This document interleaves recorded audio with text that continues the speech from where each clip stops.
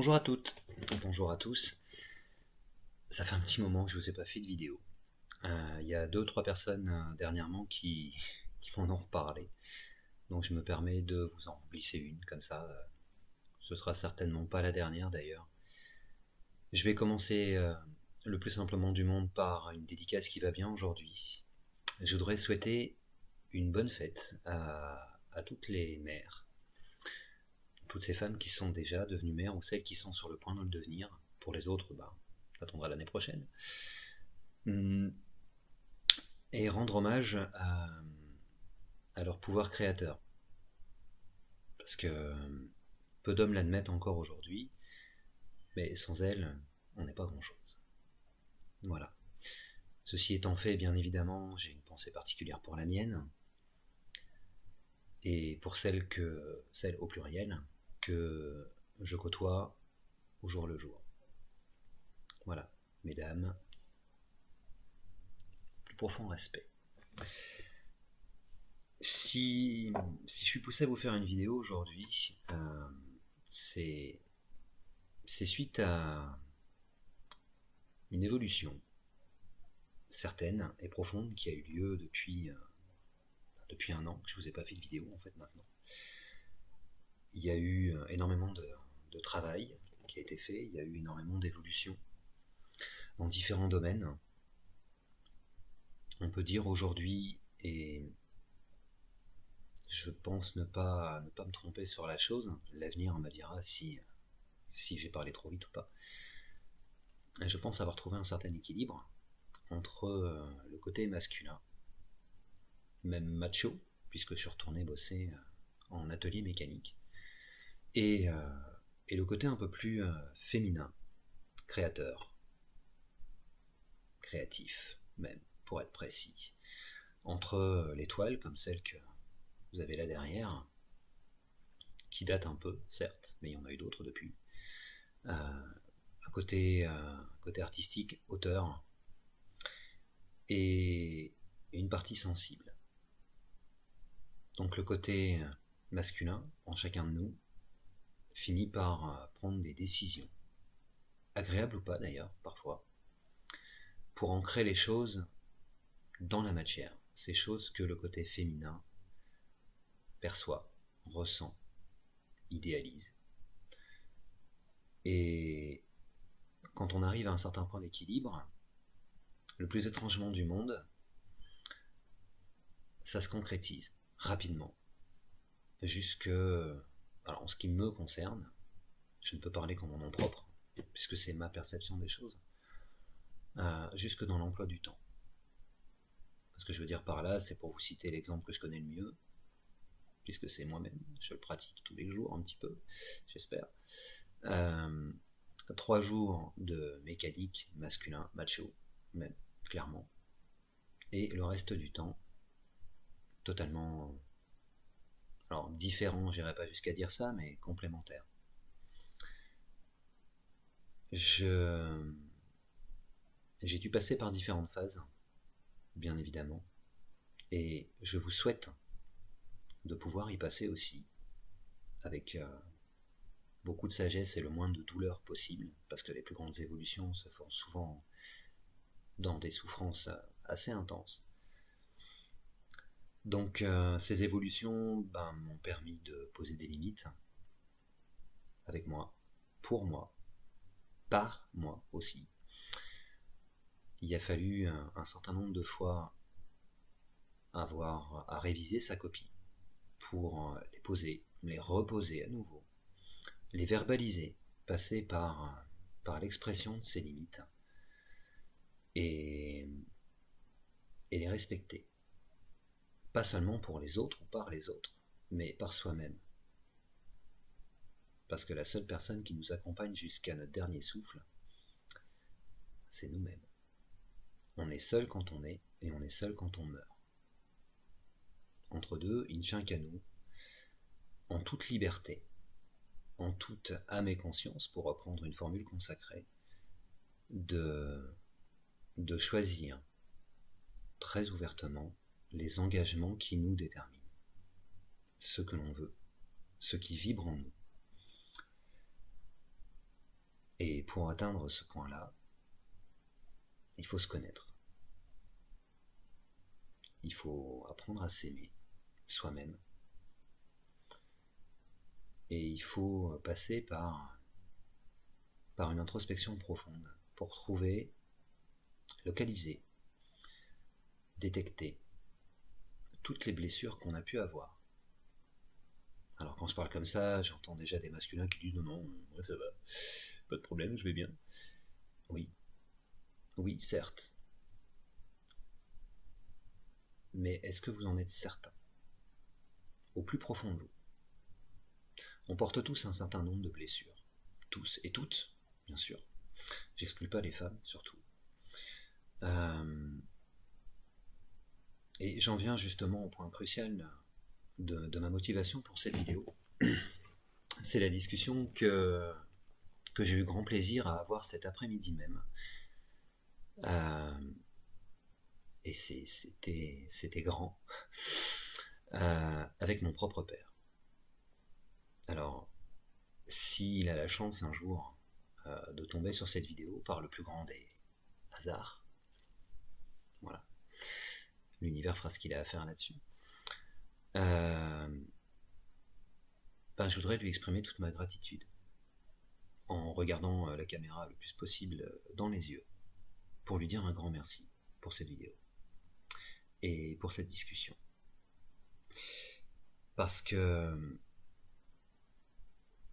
j'ai pu pour la première fois depuis un certain temps, alors je pense pas être étranger à la chose, mais je reconnais aussi son implication dans cette discussion et son calme aussi dans cette discussion. À noter que les relations que j'ai eues avec mon père, tout comme ceux que j'ai eus avec un de mes enfants, ma fille, étaient pendant un certain temps, pour le moins, teintées de conflit. Pour employer un mot simple, on avait des points de vue qui étaient divergents, certes, mais il n'y avait pas le détachement nécessaire pour admettre que l'autre puisse avoir son point de vue différent d'une autre. Alors, je reconnais là toute ma responsabilité dans la chose.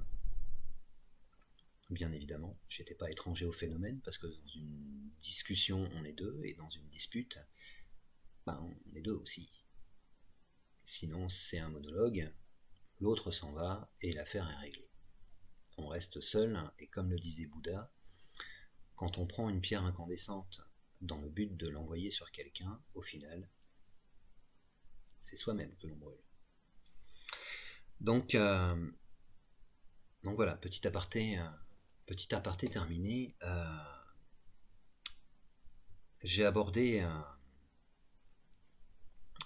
des projets que j'ai en cours concernant, et ça me tient à cœur, l'évolution masculine. Alors c'est un bien grand mot dit comme ça. On voit de plus en plus autour de nous, de ci, de là, naître, et c'est heureux d'ailleurs, des cercles de femmes. Les femmes se réunissent, puisque depuis un certain nombre de siècles maintenant, on peut même limite parler de millénaires quand même, la Terre fonctionne, la Terre et donc les civilisations qui arpentent sa surface, fonctionnent sur un modèle patriarcal. Les hommes ont pris le pouvoir. Bon, on a essayé, ça fait un certain temps, on voit où ça nous a conduit. Il y a peut-être d'autres solutions maintenant. Il serait peut-être temps de changer les choses. On est, à cause de ces choix passés, qu'on a tous, plus ou moins jusqu'à maintenant, nourris, mis des chapes de plomb sur les blessures des hommes. Et donc, pour ne pas souffrir, les hommes les ont déchargés sur les personnes les plus proches d'eux. Vous, mesdames. Et une grande partie de la charge mentale que vous avez aujourd'hui, cette sacro-sainte charge mentale derrière laquelle beaucoup de personnes se réfugient maintenant pour justifier tel ou tel symptôme, vous nous la devez. Dans ma perception, bien évidemment. Il y aura forcément des argumentaires contraires, et je serais heureux de voir justement en commentaire en dessous de cette vidéo, quel que soit le moyen par lequel vous allez tomber dessus, votre avis, votre point de vue sur la question. Donc, pour en revenir au sujet principal, le masculin, aujourd'hui, est blessé. Ça a plus ou moins toujours été. Et pendant très longtemps, il a refusé de le voir, et donc de l'exprimer. De plus en plus, puisque j'ai la chance de faire les marchés dans mon secteur géographique, je croise des hommes qui commencent tout doucement, les uns après les autres, à comprendre qu'ils ont des douleurs et qu'il est peut-être temps de faire quelque chose pour aller les regarder. Et je voudrais les féliciter, parce que on se pose trop peu souvent la question, pourquoi je fais ça de cette manière-là? Ou pas. Le fait d'en arriver au stade de j'ai une douleur et est-ce qu'on peut m'aider? Je trouve que c'est déjà une grande force de courage, puisqu'il faut déjà avoir la clairvoyance, l'honnêteté au moins, de reconnaître que quelque chose ne va pas. Et dans le monde patriarcal dans lequel on est, c'est pas évident. Pour les hommes qui sont machos, bourrins, bien présents, bien masculins, et fiers de l'être pour certains, et tant mieux pour eux, reconnaître une faiblesse, c'est quelque chose d'énorme. Alors je voudrais les encourager, ceux qui commencent à reconnaître ça, à continuer. Parce que c'est par là qu'il faut passer. Pour atteindre, alors ce qu'on appelle dans certaines sphères, le masculin sacré. Ce masculin qui va admettre qu'il peut être vulnérable, qu'il peut avoir besoin d'une femme à ses côtés pour continuer son chemin, qu'il peut avoir besoin, pour pouvoir créer quelque chose de stable, d'avoir des conseils qui vont lui venir d'ailleurs, de l'extérieur, d'un autre homme, d'une autre femme. Et c'est un chemin quelque part un peu obligé, nécessaire, et tellement beau à parcourir, quand on arrive aussi, à travers toutes ces leçons de vie, à écouter les leçons qui nous viennent des enfants. Ils ont souvent, à travers leur langage, leur dessin, leur jeu, leur bêtise, parfois leur bêtise aussi, cette force de nous enseigner quelque chose. J'ai vu sur les fameux réseaux sociaux avec des lettres bleues dont je tairai le nom, mais il y a de grandes chances que vous y soyez pour me regarder d'ailleurs, une petite image qui disait qu'il n'est rien de plus beau qu'un homme qui se met à genoux devant un enfant.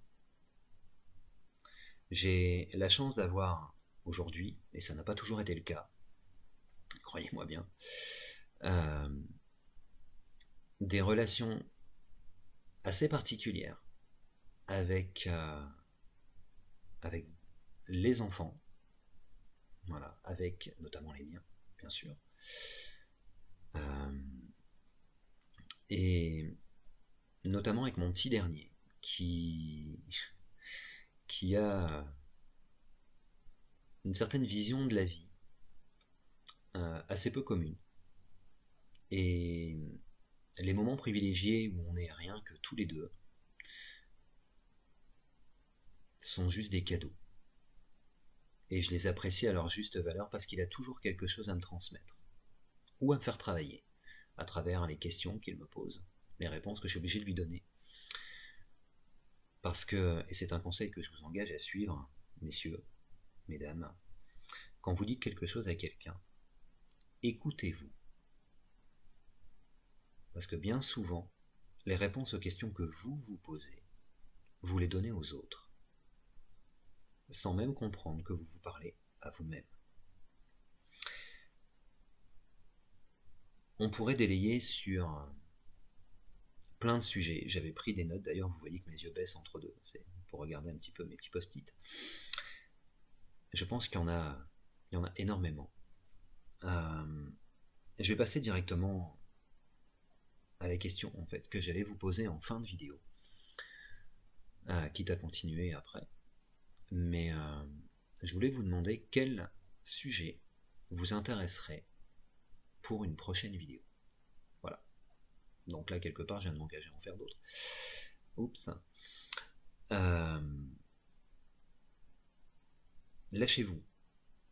Ne cherchez pas forcément à être dans la moralité collective. S'il y a des sujets qui vous intéressent et que j'ai la capacité d'y répondre à travers des livres, des expériences, des dialogues, des contacts, je serais heureux de le faire.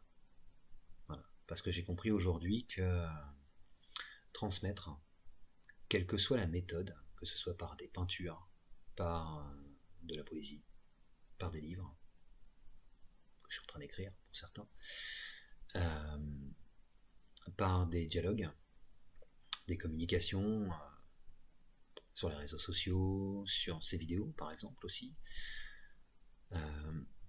et sur un des projets dont on m'a parlé il n'y a pas très longtemps et qui va voir le jour puisqu'il est presque abouti, de séminaire. Donc en interaction avec les personnes qui seront présentes ce jour-là. Donc, je fais une petite parenthèse pour vous en donner le thème. Le premier séminaire qui sera proposé sera un séminaire sur la gestion du stress et des angoisses. Donc, pas que la gestion, mais aussi en trouver les causes, les conséquences que chacun connaît peut-être, si vous l'expérimentez vous-même, et autres, en fonction de ce qui se passera ce jour-là. Voilà, le plus simplement du monde, il y a une trame qui est faite. Le reste, on l'écrira ensemble, quand on se verra. Voilà, j'ai parlé du masculin sacré, des séminaires. Vous savez déjà que je peux vous proposer des accompagnements, des soins et autres. J'ai envie de terminer, non pas par les formations ou par différentes choses, mais juste sur un point essentiel. C'est que les cercles d'hommes sont trop peu nombreux à mon goût, dans ma perception. Et donc j'ai décidé de corriger le tir à mon humble niveau. Donc très prochainement, je vais créer des événements pour rassembler les hommes du secteur qui voudront bien venir pour échanger. Il y aura des moments de parole, il y aura des moments de soins, il y aura des moments de travail collectif. Et tellement d'autres choses encore qui sont prêtes pour certaines, en préparation pour d'autres. Ça me paraît important que, au stade où nous en sommes tous, les uns, les autres, on puisse enfin accepter notre authenticité, notre vérité, totale, pleine et entière. Ce qu'on appelle vraiment notre entièreté, en fait. Et qu'on n'ait plus peur d'exprimer ce qu'on est. On n'a plus à se cacher. L'heure n'est plus à se planquer derrière tel ou tel comportement, réplique. Il est l'heure. Il est temps d'être nous-mêmes. Et que ça plaise ou non à certaines personnes, c'est pas grave. Chacun connaît sa valeur propre à lui-même. Alors, il est temps de l'assumer et de la vivre pleinement. Je vous invite à commencer ce travail pour vous, en vous, et je vais vous donner une petite astuce, si on peut appeler ça comme ça, dans votre vie de tous les jours, dans les relations que vous avez avec votre entourage, vos enfants, votre conjoint, conjointe, vos parents. Il y a des schémas répétitifs. Et le plus fréquent, c'est qu'à partir du moment où il y a plus d'une seule personne dans la pièce, on se retrouve dans un triangle. Un triangle, ce qu'on appelle le triangle maudit, le triangle de Cartman, où on peut avoir des comportements alternativement de victime, de bourreau ou de sauveur. Attention, sortez-en le plus vite possible. Vous n'êtes victime de personne. Si quelque chose, une action, une parole, vous blesse, vous n'êtes pas victime. C'est votre perception qui fait de vous une victime. Vous êtes potentiellement, dans certaines situations, avec peut-être la même personne, le sauveur. Et pour certains même, vous souhaitez l'être et le rester.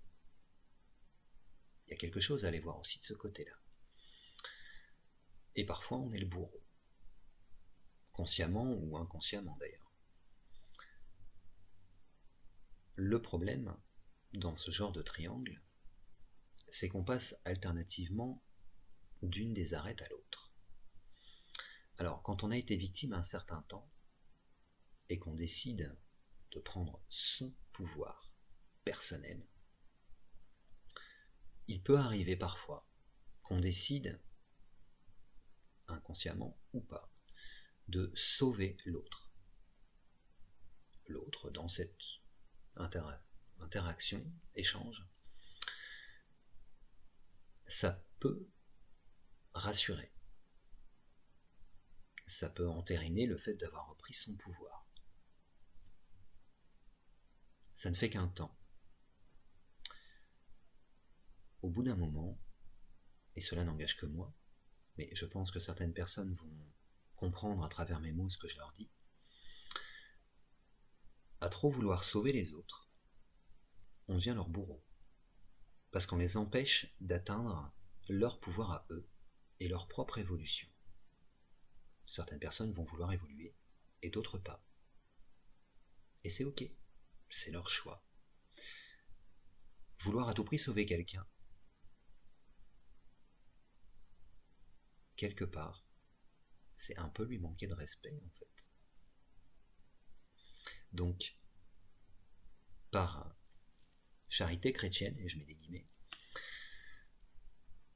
ne devenez pas le bourreau de celui que vous voulez, celui ou celle que vous voulez sauver. Personne, absolument personne, ne peut sauver quelqu'un qui ne le veut pas. Et le seul sauveur que vous puissiez avoir dans votre vie, c'est vous-même. Sauvez-vous vous-même. Ne soyez pas votre propre victime, ne soyez pas votre propre bourreau. Posez vos limites. Ne tolérez pas l'intolérable. Et si vous vous respectez, vous serez respecté. Si vous vous aimez, vous serez aimé. Et voyez bien comme le fait de s'aimer soi-même permet, dans la manière que j'ai de le dire, d'exprimer une chose simple. Aimer, c'est un verbe d'action. Ça se décide. On décide d'aimer quelqu'un, quelque chose. Un fruit, un légume, une personne. Mais si vous voulez une preuve de plus, le verbe d'action peut être mis au passif. Je suis aimé. Je ne saurais que trop vous conseiller, petit à petit, au cours de votre parcours, de tendre vers un état d'être. Être amoureux. Ça se suffit à soi-même. Quand on est amoureux, il n'y a pas de passif. Demandez à un professeur, à un instituteur même en école primaire, je suis été, je pense que vous risquez d'avoir une note relativement pas belle. Et à mon avis, vous allez copier. Par contre, je suis aimé, ça choque personne. Rappelez-vous bien, aimer, c'est un verbe d'action, ça se décide. C'est un engagement que l'on prend ou pas, en toute liberté. Être amoureux, c'est un verbe d'état. Ça n'attend rien, ça ne demande rien. C'est une vérité, notre vérité, et elle n'impacte personne d'autre que nous. Libre à là où les personnes vers qui se tournent, se portent cet amour que l'on a en soi, de l'accepter, de le partager, ou pas. Là aussi, le respect passe, je vais dire, par un certain lâcher-prise. Elles ont le droit de ne pas l'accepter. Et c'est ok. C'est leur choix à elles. Voilà. Sur ces quelques mots, parce qu'on est déjà quand même à une vingtaine de minutes, donc après derrière il y a le temps de montage, je vous souhaite une très bonne soirée, bon fin de dimanche, et puis si vous avez un film agréable à regarder ce soir, ou une discussion sympa à avoir avec votre entourage, profitez de chaque instant, pleinement, présent, ici et maintenant, à chaque ici et à chaque maintenant. Je vous dis à très bientôt, j'attends vos commentaires pour pouvoir dialoguer avec vous, quelle que soit la plateforme sur laquelle vous allez voir cette vidéo. Et puis, par la suite, on verra bien. Et comme le disent les bouddhistes, namasté.